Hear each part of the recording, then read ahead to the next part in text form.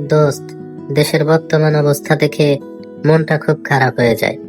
চারিদিকে অস্থিরতা, মানুষে মানুষে বিভাজন। হ্যাঁ, আমিও অনুভব করি।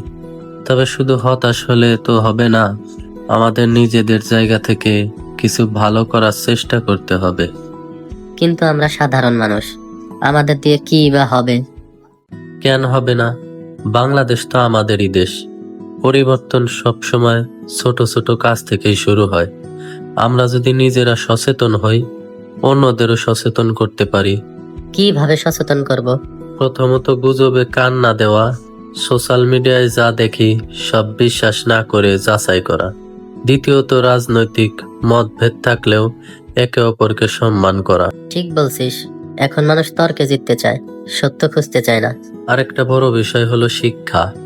আমরা যদি নিজেরা শিক্ষিত হই আর পরের প্রজন্মকে সঠিক মূল্যবোধ শিখাই, তাহলে ভবিষ্যৎ ভালো হবে। ইনশাআল্লাহ। তাহলে আজ থেকে আমরা নিজের জায়গা থেকে ভালো কাজ শুরু করি। এটাই হোক আমাদের অঙ্গীকার। আগে নিজেকে বদলাই, তারপর দেশ বদলাবে।